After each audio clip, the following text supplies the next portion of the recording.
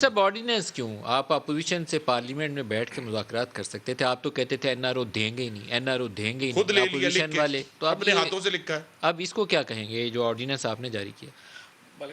मलिक साहब आज से 1.5 साल पहले जब अपोजिशन से हमारे उस वक्त मुज़ाकरात चल रहे थे इसी नैब ऑर्डिनेंस को अमेंडमेंट के हवाले से, तो उसमें जो आज ये आपने ऑर्डिनेंस देखा है जिसमें सेक्शन 4, सेक्शन 5, सेक्शन 6 जो 1999 इसका ऑर्डिनेंस है उसमें अमेंडमेंट हुई है।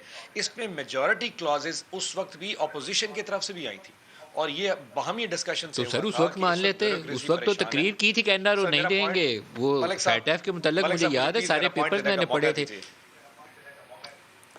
तो उस वक्त मान सर, लेते क्या तो है ये मैं- दिन ना देखना पड़ता। तो उस सर मेरा पॉइंट तो सुन लें। उसमें सिर्फ इशू उस वक्त आया था जब इन्होंने कहा था कि चेयरमैन नैब को टुथलेस कर देते हैं, उसकी इस पावर्स को इनकैपेसिटेट कर देते हैं और उसको ये भी नहीं करने देंगे। वो वहाँ पे एक तातुल आ गया।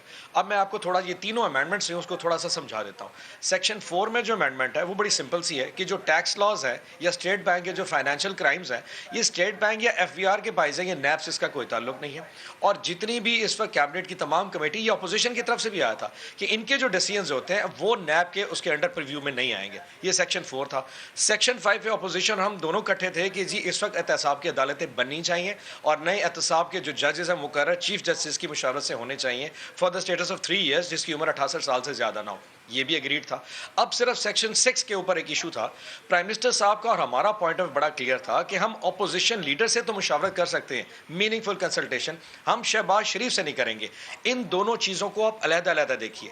अपोजिशन लीडर को जब अज्यूम किया गया था, ये प्रिज्यूम था कि वो एक पर्सन ऑफ कैरेक्टर होगा, पर्सन ऑफ ऑनर होगा और प्रिंसिपल्स का मालिक होगा। कहीं ये उस पर साइलेंट था कानून के, अगर उस पर मुकदमा चल रहे होंगे और इसी नैब के नीचे मुकदमा चल रहे होंगे, उससे meaningful consultation leader of the house पे इसका जहां इतलाक पे नहीं होना। कानून साइलेंट है।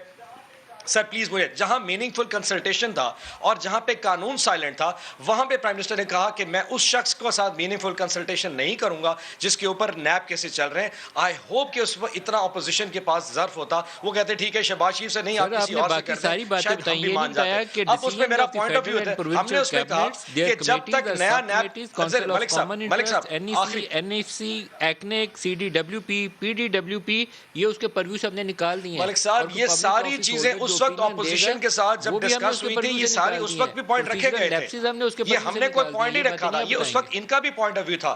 आज एतराज जिस चीज पे आ रहा है वो सिंपल सेक्शन 6 पे आ रहा है कि जी आपने एक्सटेंडेबल की टर्म खत्म कर दी है और बड़ा उस सिंपल वक्त है। तो नू लीग वाले अगर एनआरओ प्राइम मांग रहे थे, मिनिस्टर, अब आपने क्यों जारी किया?